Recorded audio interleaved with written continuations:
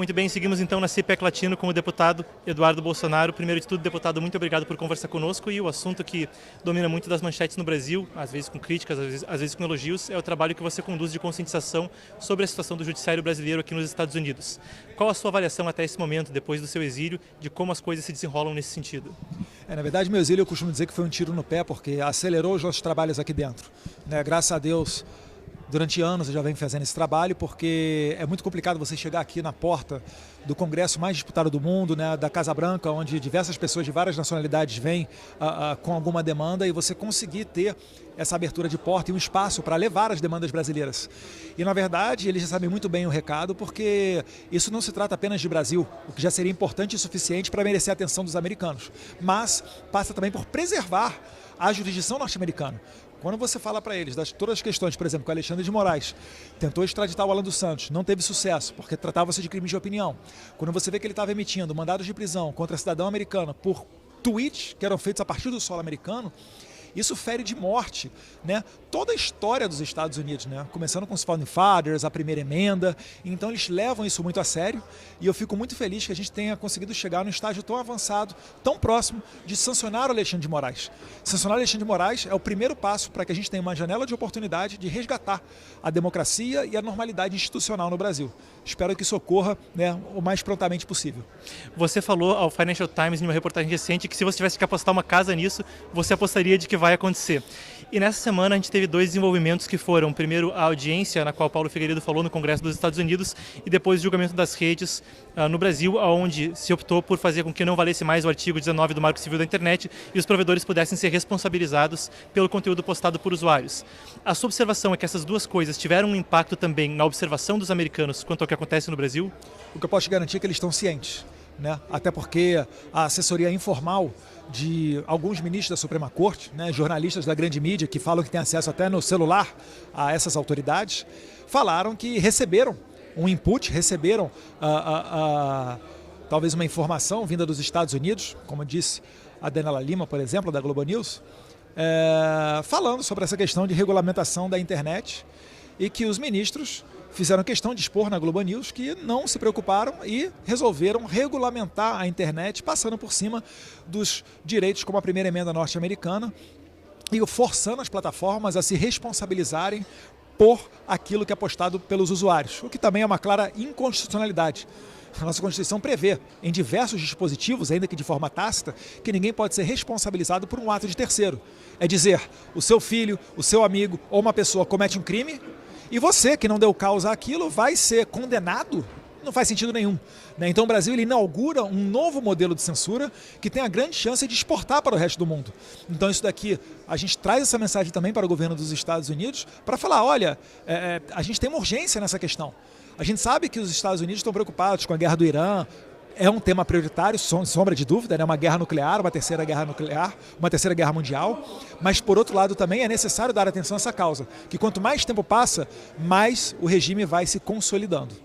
Outra das questões que se discute é como isso também poderia, uma eventual mudança do judiciário, acontecer por vias internas no Brasil, e é discutida a questão eleitoral. Mas uma das coisas que se discute é que no Brasil existe uma casca burocrática muito grande, um patrimonialismo muito grande, de centrão, de interesses que já são antigos, e que isso pode impedir que haja no Congresso eventualmente uma articulação nesse sentido.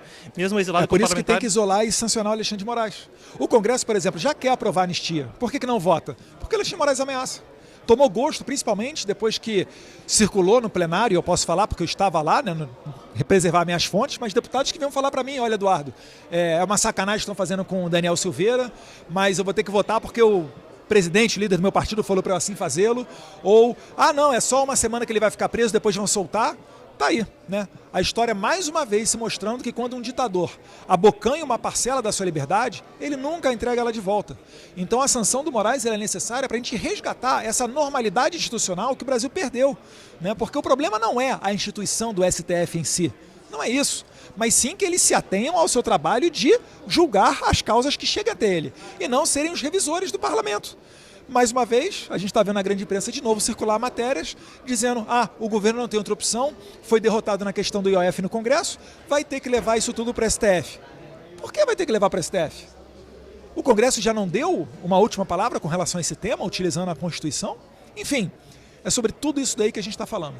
E muitas vezes, alguns colocam seu nome como uma opção para 2026 e, claro, não é uma decisão do ex-presidente quanto a quem ele vai apoiar na eleição que vem adiante em 2026. Mas você estaria à disposição para disputar? O que você pensa sobre esse assunto e sobre a possibilidade de disputar eleições? É uma baita dor de cabeça, eu estaria disposto a disputar se meu pai passasse para mim como missão. Fiquei muito feliz que no Paraná Pesquisa, a última, em que pese eu ser muito cético em relação às pesquisas, mas no Paraná Pesquisa fiquei feliz do meu nome ter saído empatado com o Lula na margem de erro.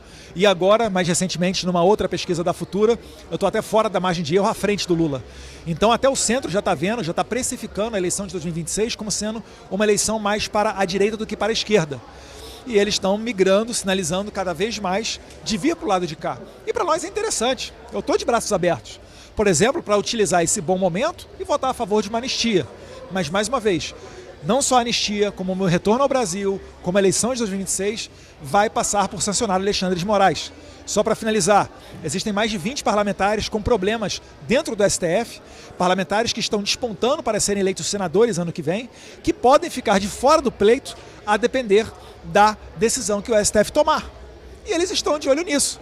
Certamente eles não vão querer permitir que senadores que possam ser eleitos ano que vem votem eventuais processos de impeachment contra eles próprios do STF, notoriamente o Alexandre de Moraes. Até pela sua experiência com outros experimentos direitistas internacionais, como o CIPEC, conhecendo o que acontece na Hungria, que é um tópico que você recentemente trouxe à tona de Orbán, o que acontece nos Estados Unidos, eu queria ouvir uma reflexão sua também a respeito do desenvolvimento do que se chama de direito no Brasil ao longo desses anos, porque você é uma pessoa que às vezes busca furar a capa mais superficial do período eleitoral e falar sobre desenvolvimento de discurso, desenvolvimento de militância, de base, e queria ouvir uma avaliação tua agora em que condição os direitistas veem nesse estado para a eleição seguinte. Alguns críticos dizem que não há um desenvolvimento, que é um desenvolvimento que vem atrasado de discurso, de militância, de como articular uma coisa, mesmo eventualmente um partido, que é uma tentativa já de longa data.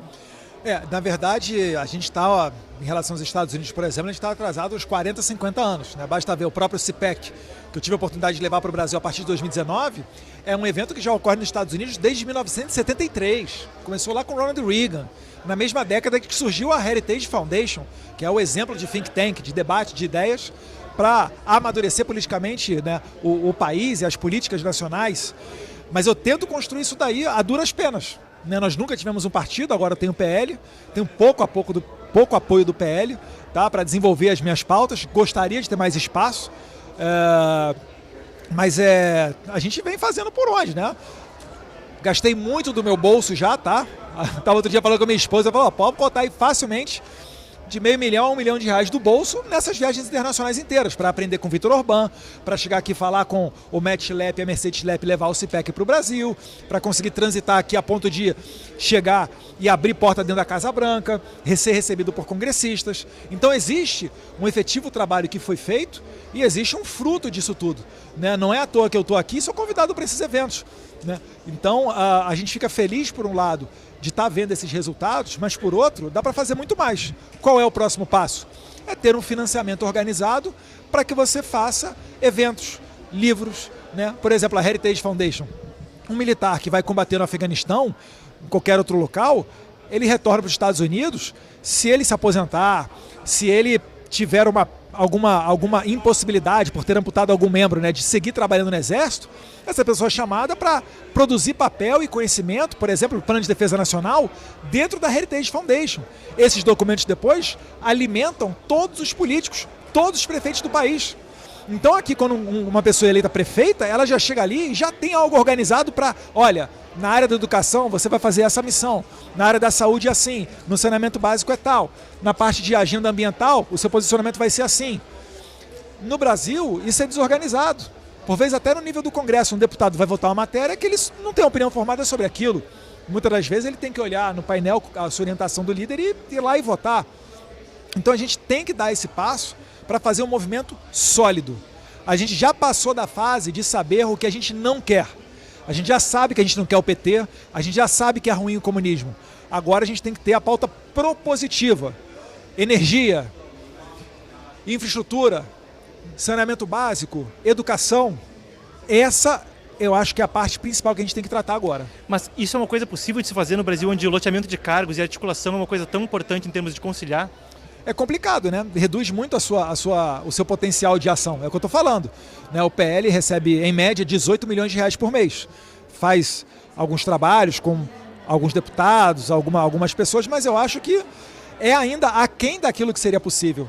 Porque ainda há uma mentalidade de se enxergar o investimento nessa área apenas no período eleitoral, ignorando toda a parte cultural.